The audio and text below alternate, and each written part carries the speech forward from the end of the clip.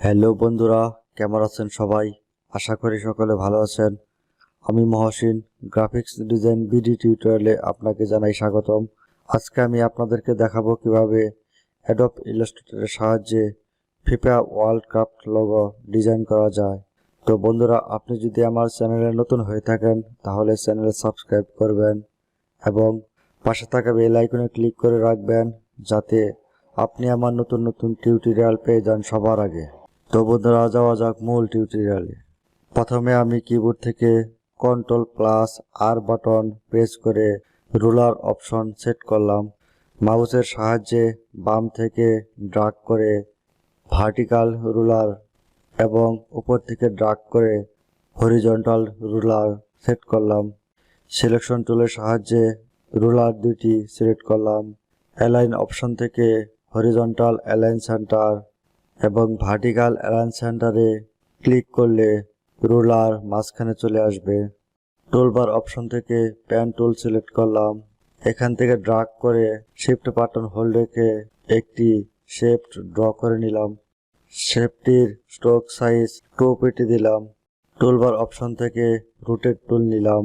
Keyboard থেকে alt button hold রেখে শেপটির নিচের অ্যাঙ্কর পয়েন্টে ক্লিক করলাম। এখানে রোটেট অপশনে প্রিভিউ টিক মার্ক রেখে অ্যাঙ্গেল 180 ডিগ্রি রেখে কপিতে ক্লিক করলে একটি শেপ কপি হয়ে যাবে। শেপটির কর্নার ধরে শিফট বাটন হোল্ড রেখে এর সাইজ ছোট করলাম।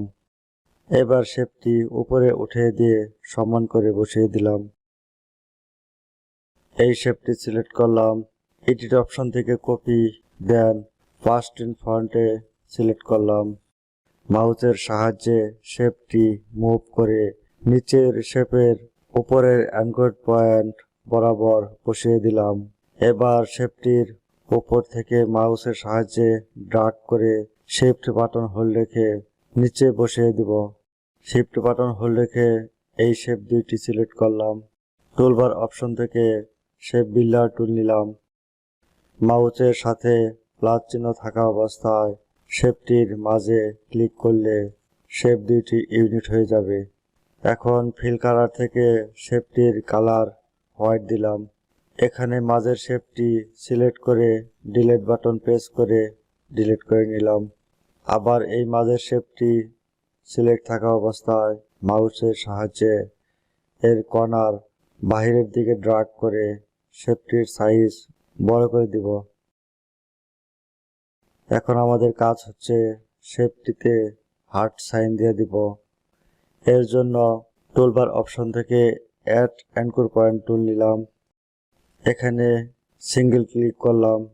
আবার এখানে একটি সিঙ্গেল ক্লিক করলাম। আবার টুলবার অপশন থেকে অ্যাঙ্কর পয়েন্ট টুল নিলাম।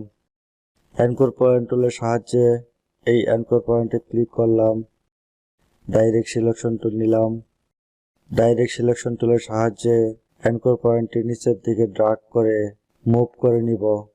এবার ডাইরেক্ট সিলেকশনের সাহায্যে অ্যাঙ্কর পয়েন্টের হ্যান্ডেল ধরে ধরে শেপটি রিসাইজ করে নিলাম। সিলেকশন টুলের সাহায্যে অবজেক্ট সিলেক্ট করলাম। উইন্ডো অপশন থেকে পাথ ফাইন্ডার সিলেক্ট করলাম। পাথ ফাইন্ডার অপশনে ডিভাইডে ক্লিক করলে অবজেক্ট ডিভাইড হয়ে যাবে। অবজেক্টের উপর মাউসের রাইট বাটন সিঙ্গেল ক্লিক করে আনগ্রুপে ক্লিক করলে অবজেক্ট আনগ্রুপ হয়ে যাবে। সিলেকশন টুলের সাহায্যে এই মাঝের শেপটি সিলেক্ট করে ডিলিট বাটন প্রেস করে ডিলিট করলাম। এবার এই শেপটি সিলেক্ট করলাম। শেপটির স্ট্রোক সাইজ 0 করলাম। এখন এই শেপটির কালার দেওয়ার জন্য টুলবার অপশন থেকে গ্রেডিয়েন্ট টুল সিলেক্ট করলাম। মাউসের সাহায্যে শেপটির উপর ক্লিক করলে গ্রেডিয়েন্ট কালার অপশন পাওয়া যাবে। এখন শেপটির গ্রেডিয়েন্ট কালার দিয়ে দিলাম। শেপটির স্ট্রোক সাইজ 0 করলাম। এখানে শেপটির কালার ঠিকমতো দেওয়া হয়নি, তাই আবার ঠিকমতো কালারটি দিয়ে দিলাম। নিচের শেপটি সিলেক্ট করে এর স্ট্রোক সাইজ 0 করলাম। এর ফিল কালার হোয়াইট দিলাম।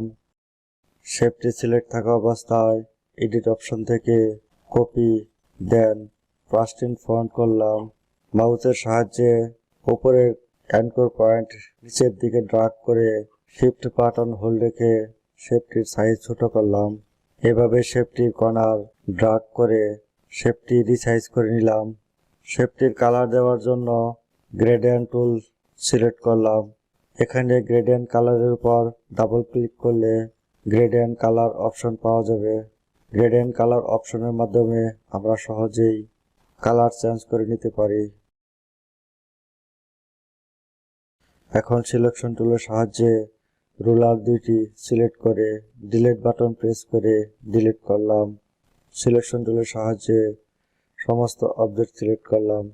এখন শেপটির প্যাটার্ন দেওয়ার জন্য অর্থাৎ ফিফা ওয়ার্ল্ড কাপ লোগোটির প্যাটার্ন কালার দেওয়ার জন্য ফাইল অপশন থেকে ওপেনে ক্লিক করলাম। এখানে নির্ধারিত ফাইলটি সিলেক্ট করে ওপেনে ক্লিক করলাম। সিলেকশন টুলের সাহায্যে প্যাটার্ন দুইটি লোগোটির উপর বসিয়ে নিব। এভাবে আমরা সহজেই অ্যাডোব ইলাস্ট্রেটরের সাহায্যে FIFA world cup logo design করে নিতে পারি। তো বন্ধুরা, আমার টিউটোরিয়াল যদি ভালো লাগে তাহলে ভিডিও লাইক করবেন। টিউটোরিয়াল বুঝতে যদি কোনো সমস্যা হয় তাহলে কমেন্ট বক্সে কমেন্ট করে জানাবেন। ভিডিও বন্ধুদের সাথে শেয়ার করবেন। আমার পরবর্তী টিউটোরিয়াল দেখার আমন্ত্রণ রইল। ধন্যবাদ সবাইকে।